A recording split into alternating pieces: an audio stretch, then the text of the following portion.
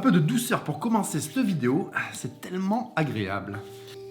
Avant de lancer le sujet, j'aimerais que toi et moi, on imagine qu'on est potes déjà depuis quelques années. Et que ce qui va suivre, c'est au final qu'une simple différence de point de vue. Car aujourd'hui, je te donne 7 raisons qui prouvent que l'investissement boursier est meilleur que l'investissement immobilier. Et je vais même plus loin. La bourse détruit l'immobilier. Il n'y a même pas de match. Si tu pensais que l'immobilier était bien meilleur que les marchés boursiers, tu vas réaliser après ces 7 raisons que je vais te donner que tes possibilités de retour sont tellement plus faciles et plus importantes en bourse que dans la pierre. Surtout pour des personnes qui n'ont pas des millions sur leur compte. Ouh, celle-là, je pense qu'elle va pas faire plaisir à tout le monde.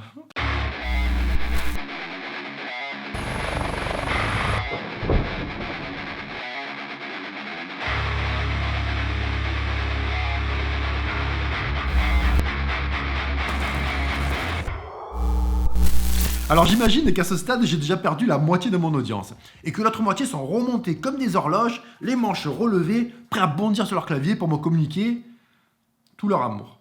Alors avant d'aller plus loin, laisse-moi te rappeler que mon but sur cette chaîne est premièrement d'aider le plus grand nombre d'entre nous à adopter de bons réflexes avec leur argent. Et deuxièmement, d'acquérir une éducation financière suffisante pour apprendre à faire plus d'argent avec ton argent. Non pas dans le but de devenir riche et de frimer, mais pour te donner les moyens de devenir fortuné et libre. Car la différence est de taille. Pendant que les riches gagnants du loto brûlent leur argent à frimer dans les boîtes de nuit à Saint-Tropez, les personnes fortunées profitent à l'autre bout du monde, sur une plage, de leur liberté financière et géographique pendant que leurs investissements payent pour leur train de vie. Et pour arriver à ce but, il faut commencer par te poser la question de base sur quoi tout repose.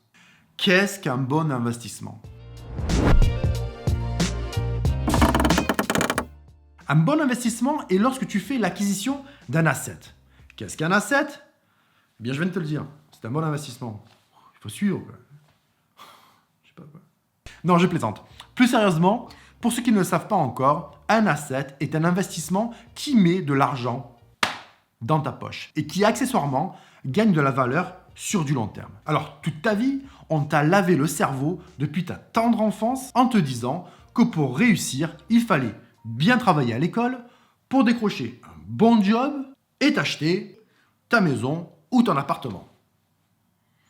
Eh bien, la première question qui fâche et que je vais te poser, c'est est-ce que pour toi, l'achat de ta résidence principale est un asset ? Mets sur pause si tu veux et donne-moi ta réponse dans les commentaires. Eh bien, moi, je te réponds non. Ta résidence principale n'est pas un asset, car elle ne te permet pas de mettre de l'argent dans ta poche. Mais bien au contraire, elle t'en coûte et va t'en coûter au fil des années. Et si tu pensais pouvoir te remplir les poches en comptant sur une énorme plus-value le jour de la revente, je peux t'assurer que tes espérances seront sûrement limitées, surtout si comme moi tu habites dans une région comme la Côte d'Azur et que ton plan était de t'offrir un 2 pièces dans un quartier populaire que tu comptais revendre dans 10 ou 15 ans. Par contre, on est bien d'accord, pour tous les riches investisseurs immobiliers qui nous regardent, l'investissement locatif est bel et bien une source de revenus passifs qui rentre dans la catégorie des assets, puisqu'ils empochent les vénards chaque mois les loyers de pauvres locataires. Eh bien, c'est exactement pour ceux qui n'ont pas des dizaines, des centaines de milliers d'euros sur leur compte pour qui cette vidéo est dédiée. Car j'ai un scoop pour vous. Ouais, je t'assure. J'ai un scoop. Écoute bien. Il n'y a pas que l'immobilier pour faire de l'argent. Même si dans notre beau pays qui est la France, tu ne peux pas parler d'investissement sans que le mot immobilier sorte du chapeau. Et oui, il y a les marchés boursiers. Et d'ailleurs, la 3e fortune mondiale, au risque de te décevoir, n'est pas Stéphane Plaza avec ses appartements et ses maisons, mais bel et bien un investisseur qui a accumulé une fortune de 89 milliards de dollars, devine-nous, sur les marchés boursiers. Bravo pour ceux qui suivent. Et la personne en question n'est ni plus ni moins que notre vieil ami Warren Buffett. Comment ça le connaît celui-là ? Alors, si tu veux savoir la première des 7 raisons qui prouvent que les investissements boursiers détruisent, je te rappelle, l'immobilier, c'est maintenant.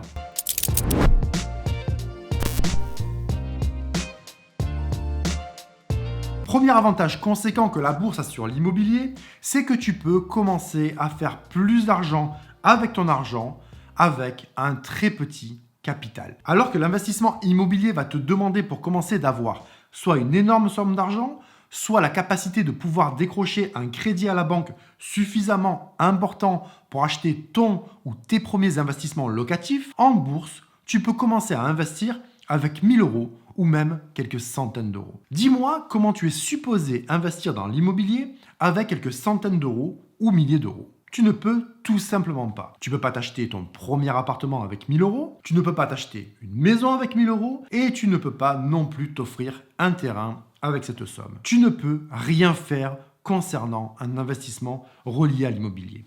Tu seras contraint et forcé de passer par la banque pour tenter d'obtenir un énorme crédit pour te lancer.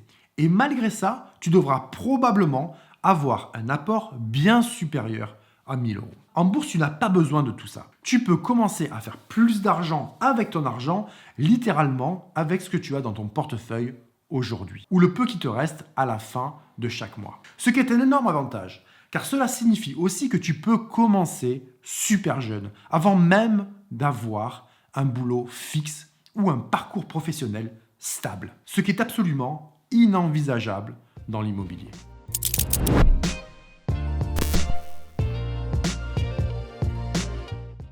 Sur les marchés boursiers, tu as la possibilité de faire plus 50 ou même plus 100% de profit en moins d'un an. C'est-à-dire que tu peux doubler ton investissement initial très rapidement, ce qui n'est pas possible dans l'immobilier. Montre-moi une maison ou un appartement qui aurait pu te permettre de doubler ton investissement sur une période de 12 mois. Ça n'existe pas. Sur les marchés boursiers, je peux te citer des dizaines d'entreprises qui auraient pu te permettre de faire plus 50 ou même doubler ton investissement uniquement sur l'année qui vient de s'écouler. Personnellement, la totalité de mon portefeuille est à plus 50% uniquement pour 2019 et j'ai même des positions qui approchent les plus 130% de rentabilité. En bourse, les possibilités de rendement qui s'offrent à toi sont absolument énormes et n'ont pas d'équivalent dans l'immobilier.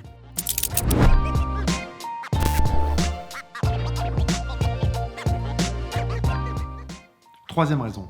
En bourse, tu connais chaque minute, chaque seconde et au centime près la valeur de ton investissement. Alors que dans l'immobilier, tu n'en sais rien au final. Tu as une idée du prix du mètre carré dans la ville dans laquelle tu as investi, mais rien ne te garantit que tu pourras vendre ton bien à ce prix-là. Et pour une raison ou une autre, tu peux très bien te retrouver au pied du mur à être obligé de revoir tes espérances à la baisse lors d'une vente. En bourse, ce n'est jamais le cas. Lorsque tu investis dans un business, tu connais la valeur de ton investissement en temps réel. Tu n'as pas de surprise. Tu sais au centime près la valeur de ton investissement et si tu décides de vendre, tu connais la somme exacte qui va être versée sur ton compte. Si je décide par exemple de clôturer une position à la fin de cette vidéo, je n'ai qu'à ouvrir mon application et en un claquement de doigts, j'aurai tous les éléments nécessaires pour savoir si je veux vendre et combien cela va me rapporter. Ce n'est malheureusement pas aussi simple dans l'immobilier. Ce qui nous amène naturellement à la raison numéro 4.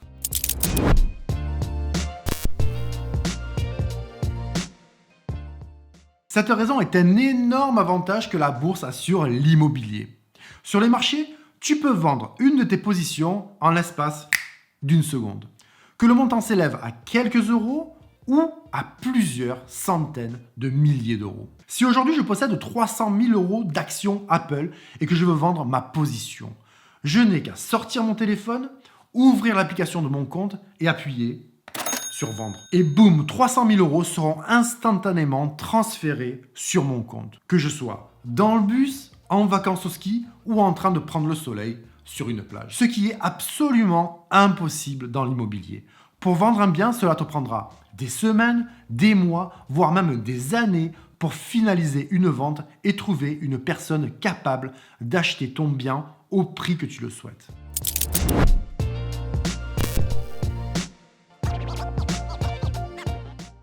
Contrairement au marché boursier, dans l'investissement immobilier, tu dois gérer un paquet de galères et de paperasse administrative. Trouver un locataire, t'assurer de sa bonne santé financière afin de ne pas te retrouver dans une situation de loyer impayés, gérer d'éventuels litiges ou dégradations de ton appartement pendant la durée du bail.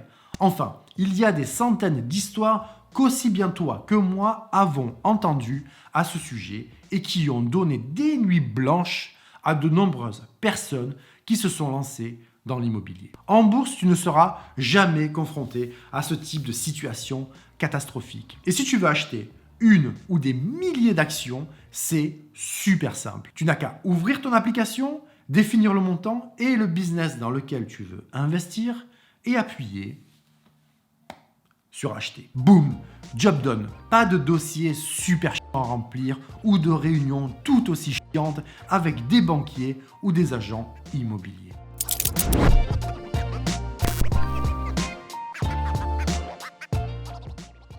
Là aussi, un énorme avantage que la bourse a sur l'immobilier. C'est que tu n'as pas de frais surprises, de taxes ou d'imprévus qui viennent plomber ton niveau de rentabilité. Les frais notariés, les taxes foncières, taxes d'habitation, charges de copropriété, avances sur charges entament fortement la plus-value que tu peux éventuellement réaliser sur un bien. Et à cette liste s'ajoutent aussi d'éventuels imprévus lorsque tu es propriétaire d'un investissement locatif. Les réparations ou le remplacement d'une chaudière, d'une clim ou les travaux de rafraîchissement entre chaque locataire sont des coûts supplémentaires qui vont te générer du stress et diminuer considérablement tes profits. Alors que lorsque tu investis en bourse, tu n'as pas à te soucier de ce type d'imprévu. Si tu as des actions Amazon par exemple, personne ne va te contacter pour te dire qu'ils souhaitent renouveler leur flotte de camions et qu'il faut que tu participes aux frais.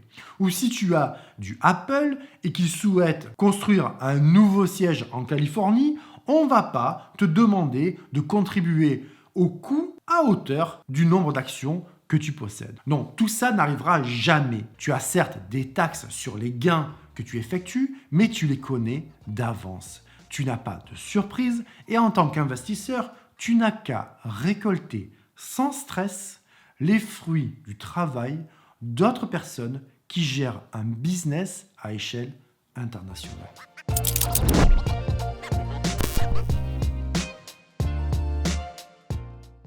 Septième et dernière raison qui est probablement la plus importante et qui fait référence à un des paramètres essentiels qui te permet de protéger ton investissement sur les marchés boursiers, la diversification. C'est-à-dire qu'il ne faut pas avoir tous tes œufs dans le même panier. Et contrairement à l'immobilier, en bourse, tu as cette possibilité et sous plusieurs formes. Car sur les marchés boursiers, tu peux investir dans des business qui ont des domaines d'activité complètement différents.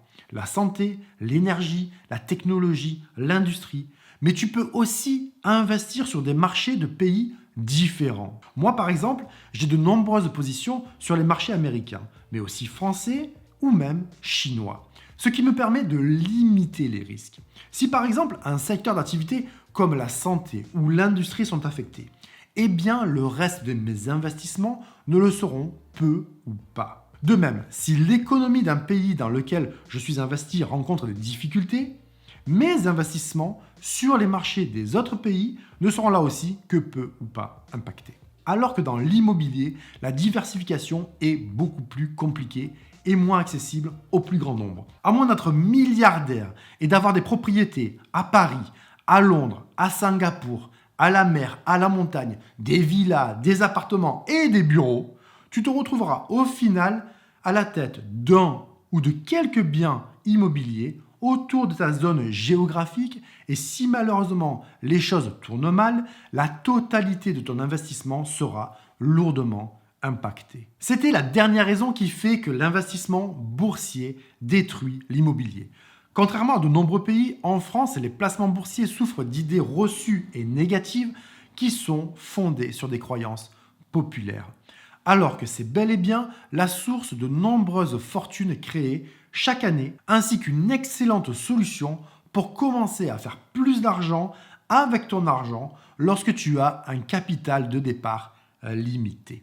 Voilà mon ami, c'est tout pour aujourd'hui. J'espère que tu as apprécié cette vidéo et que ça t'a permis d'avoir un point de vue différent sur les investissements boursiers qui ont trop souvent une image risquée et chiante. On est aussi ensemble sur cette chaîne pour dépoussiérer tout ça et pour apprendre à devenir fortuné sans pour autant devenir triste. Si tu es d'accord avec moi, éclate le like, abonne-toi si ce n'est pas encore déjà fait et n'oublie pas de partager avec un proche, surtout s'il est passionné d'immobilier. Je suis sûr qu'il va apprécier et ça va me donner l'occasion de me faire un nouvel ami.